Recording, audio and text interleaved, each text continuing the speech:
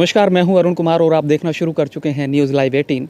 और आज मेरे साथ एक ऐसी शख्सियत मौजूद हैं जो खुद किसी भी परिचय के मोहताज नहीं हैं। आपको बता दें कि जो निर्भया केस के जो आरोपी थे उनको फांसी दिलाने के लिए जो सिपाही, जो पुलिसकर्मी गए थे, उनमें दो का नाम सबसे ज़्यादा था।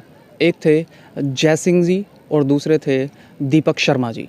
तो आज उन्हीं में से एक मौजूद हैं एएसपी तिहाड़ जेल के दीपक शर्मा जी हमारे साथ, जिनसे बातचीत करेंगे कि उनका सफ़र कैसे शुरू हुआ, उन्होंने कितनी नौकरियां की, फिर वो कैसे फोर्स में भर्ती हुए और कैसे कैसे मॉडलिंग की तरफ बढ़े। आइए बात करते हैं दीपक शर्मा जी से।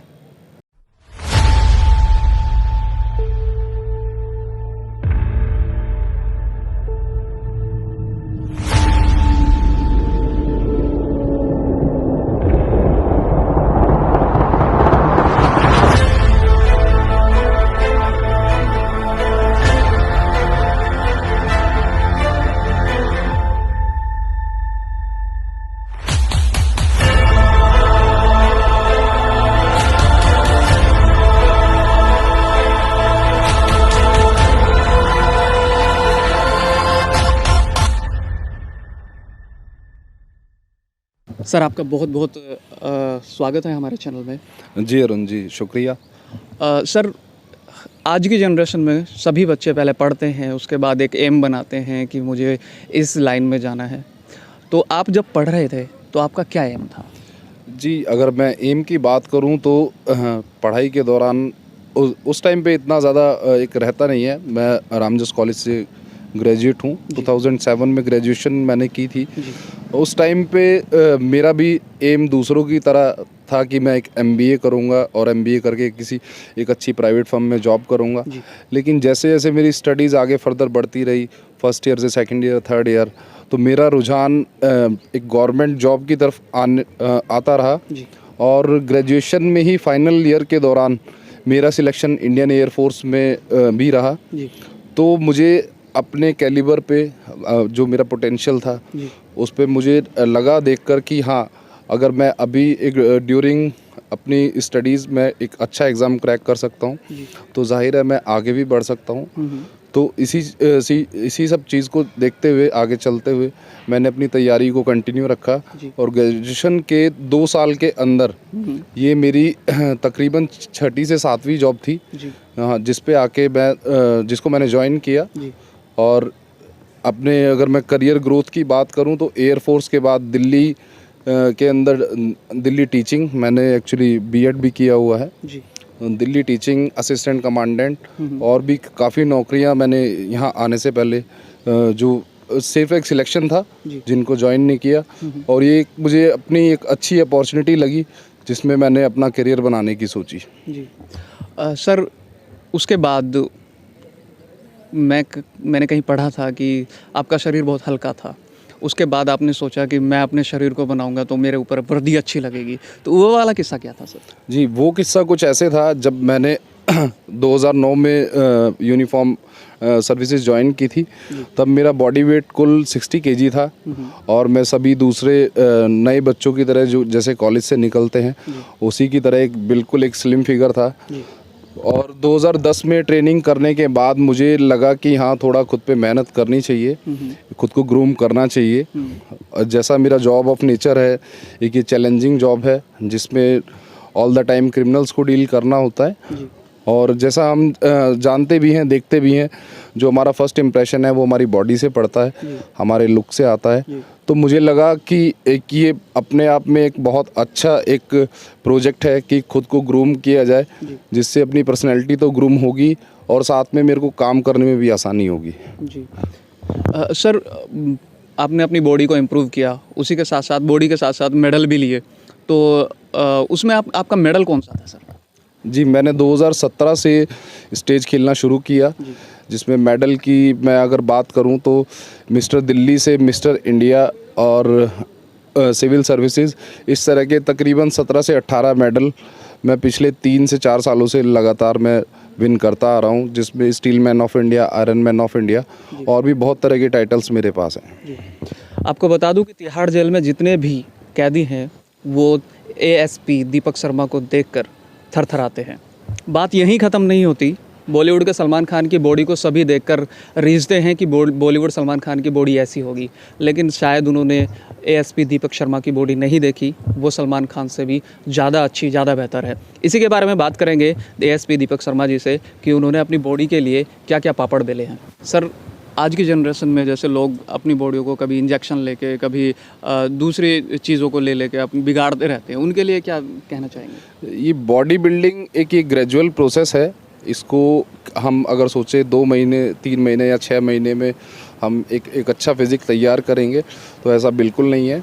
इसमें जो भी एस्पायरेंट्स हैं बॉडी बिल्डिंग के, मैं उनसे सिर्फ इतना कहूँगा कि वो थोड़ा पेशेंस रखें और ग्रेजुअली किसी चीज़ को होने दें।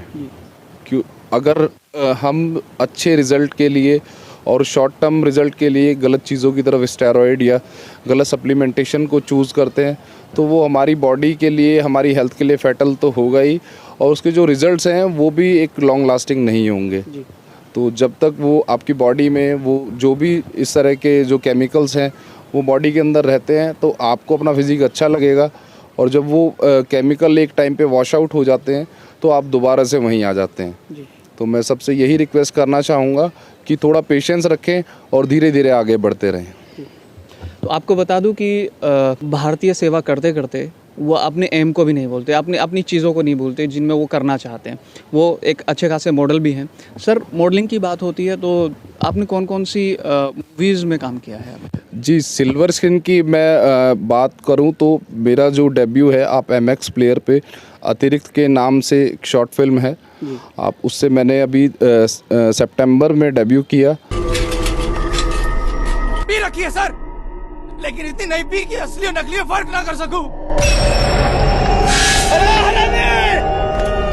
जनाब, बाहर कोई नहीं है। ऐसा डंडा चढ़ाऊंगा तेरी पी हुई पिछवाड़े से लिकट जाएगी। पर अगर आती तो गोली मार दूंगा। सर प्लीज मुझे मेरे घर तक पहुंचा दो।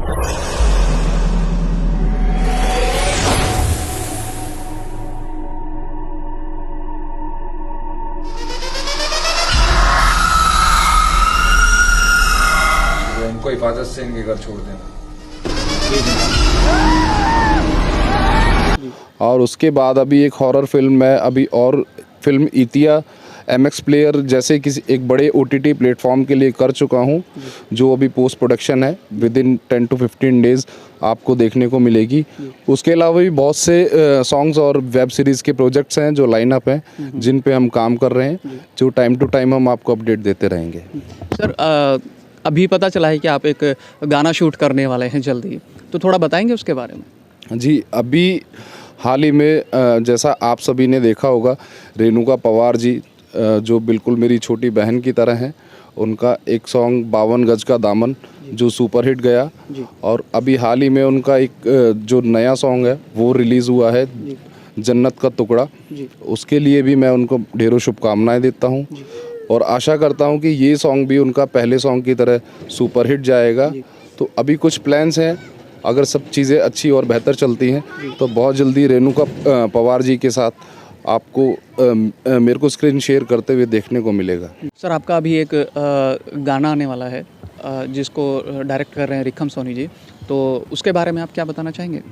जी, मुझे बहुत खुशी है, रिखम सोनी जी ने अपने एक नए सॉन्ग के लिए कास्टिंग में एज अ लीड मेरे को उन्होंने चूज़ किया। ये जो नया सॉन्ग है, ये रेणुका पवार जी की सिंगिंग में आपको बहुत जल्दी विद इन 10 to 15 डेज़ हम इसको शूट करेंगे, और मोस्ट प्रोबेबली नेक्स्ट मंथ तक आपको हमारा जो अपना चैनल, रिखम भाई जी का जो चैनल है देसी फॉक म्यूज़िक, यूट्यूब पर आप सभी को देखने को मिलेगा। मैं उम्मीद करता हूँ कि रेणुका पवार जी के पिछले गानों की तरह ये भी एक बहुत अच्छा प्रोजेक्ट रहेगा जो सुपरहिट जाएगा। सर, सिंगर तो हो गए रेणुका पवार जी, आप हो गए, आपके अपोजिट कास्टिंग में कौन कौन है?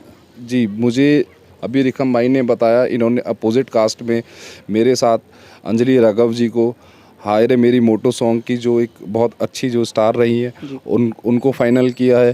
तो मेरे लिए एक बहुत अच्छी अपॉर्चुनिटी है कि इतने सीनियर आर्टिस्ट लोगों के साथ, रिखम भाई के साथ मुझे काम करने का मौका मिला है। मैं आप सभी से उम्मीद करता हूं कि आप सभी लोग हमारे इस सॉन्ग को, हमारे इस प्रोजेक्ट को देखेंगे और मैक्सिमम इसको शेयर भी करेंगे। तो सर बहुत बहुत शुक्रिया आपका, आप हमारे चैनल में आए और हम यही चाहेंगे कि आपके आने वाले सारे प्रोजेक्ट अच्छे से जाएं। आपका बहुत बहुत शुक्रिया हमारे चैनल में आने के लिए, धन्यवाद।